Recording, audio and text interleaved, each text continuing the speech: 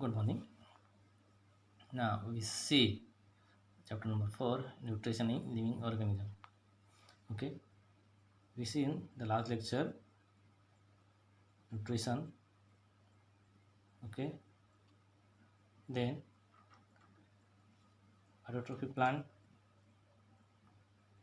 then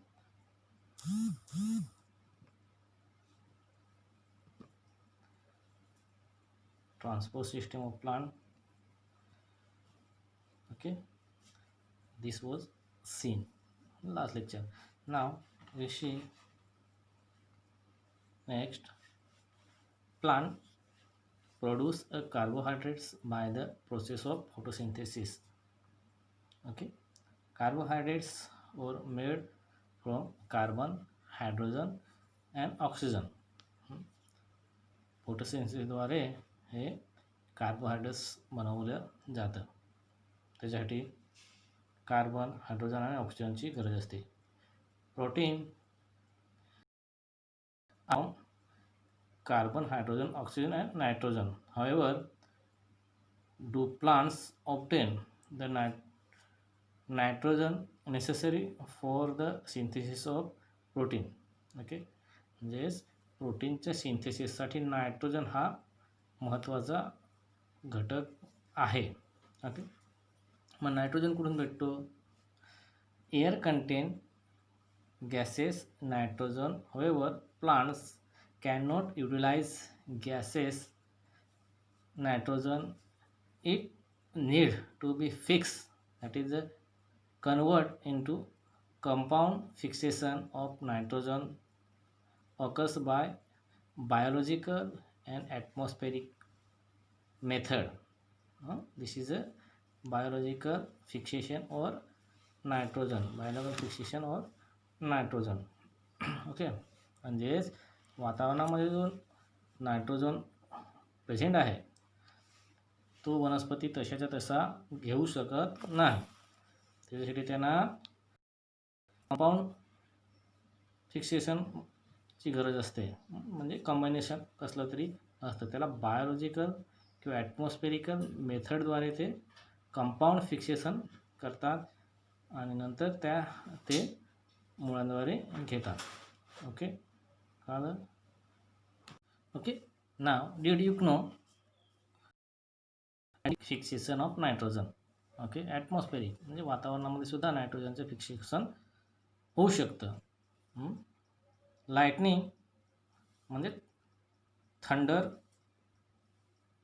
bolts occurring in the rainy season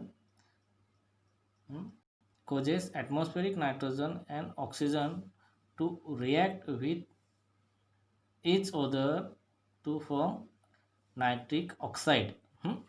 जेव्हा पावसाळा चालू असतो तेव्हा विजा कडकडतात आणि विजा पडतात तेव्हा वातावरणातील ऑक्सिजन आणि नायट्रोजन यांचा संयोग घडून येतो आणि नायट्रिक ऑक्साईड तयार होतं, which is again oxide to form nitrogen dioxide. It's again oxide to and form nitrogen dioxide. The nitrogen dioxide dissolve in rainwater. Nitrogen dioxide dissolve in rainwater म्हणजे पाण्यामध्ये विरघळतो. is convert into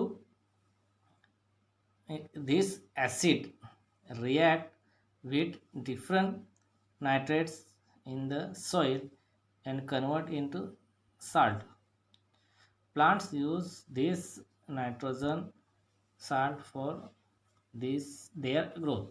आपल्या वाढीसाठी हा जो salt तयार झालेला असतो तो वनस्पती आपल्या वाढीसाठी वापरत असतात. Okay, next the symbiotic nutrition. Symbiotic nutrition हा आपण बघणार आहोत, म्हणजे सहजीवी पोषण. सिम्बायोटिक म्हणजे सहजीवी पोषण. Okay, in some cases 2 or more than 2 different types of plant live together to fulfill their needs of nutrition. कधी कधी आपण बघतो एका झाडावर अनेक झाडं तयार झालेले असतात. म्हणजे छोटे झाडं किंवा बुरशी. हं, ही झाडं तयार झाली. See on this picture. नाही बघा, हे या चित्रामध्ये बघा एक झाड आहे. झाडावरती अशा प्रकारच्या बुरशीजन्य कवकजन्य काही वनस्पती वाढलेल्या आपल्याला दिसतात. Okay.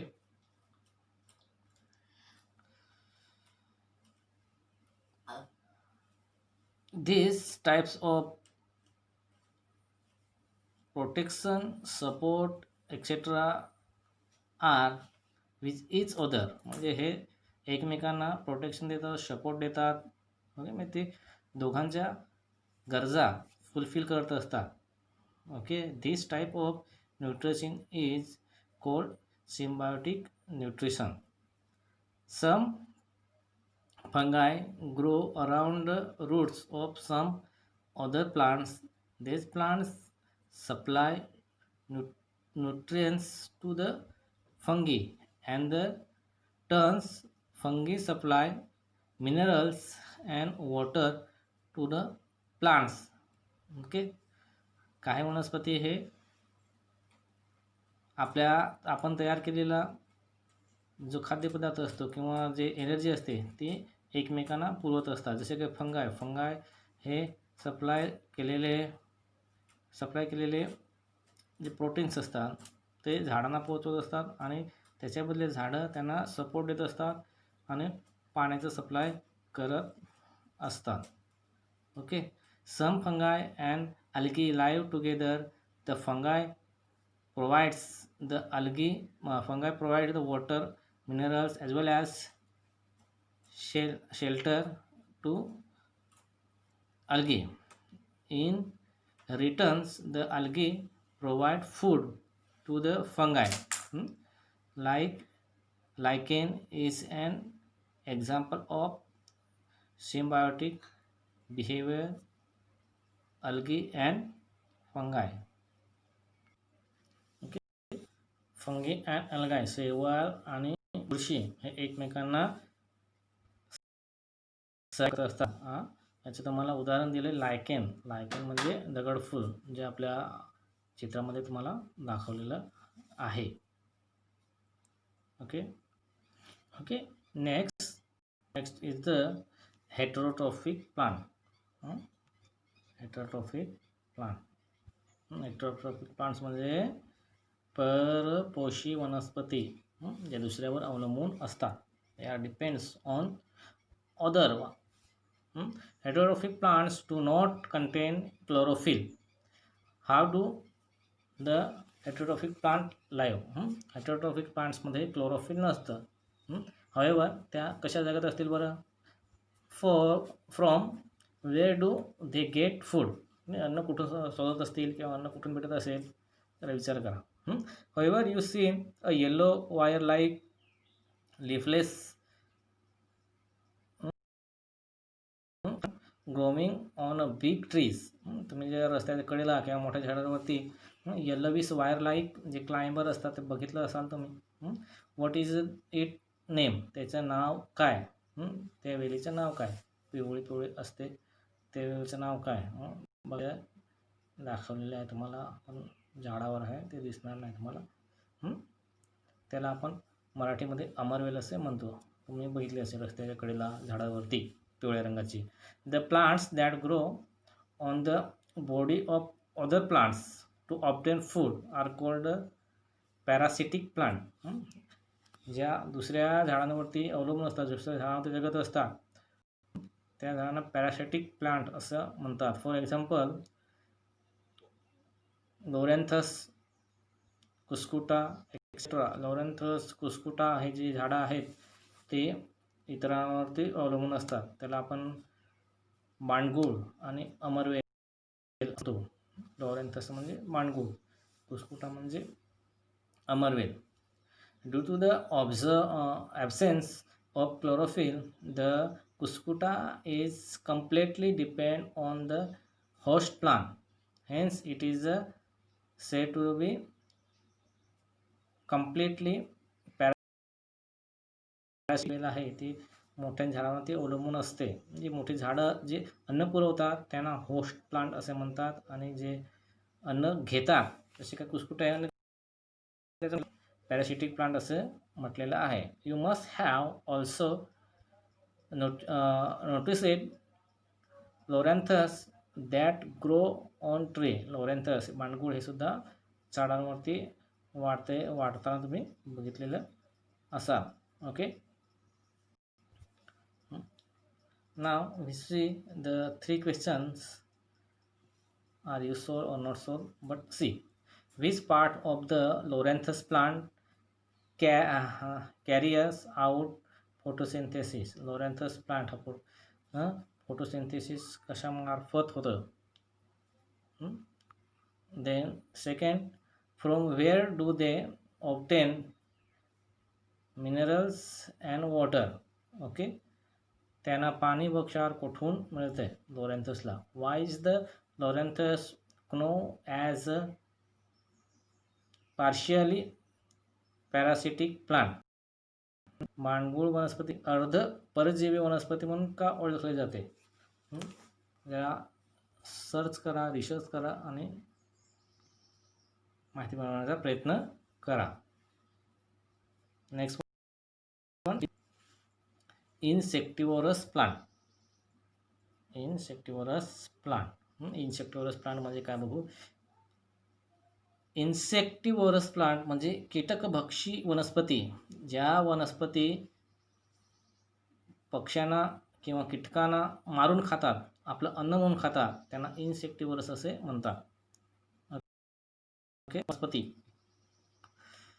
We have seen some plants feed upon insect to obtain nutrients. Okay. काही वनस्पती कीटकभक्ष करून त्यांच्या शरीरापासून अन्न घटक मिळवितात. These insectivores generally grow in soil or water deficient in nitrogen compound.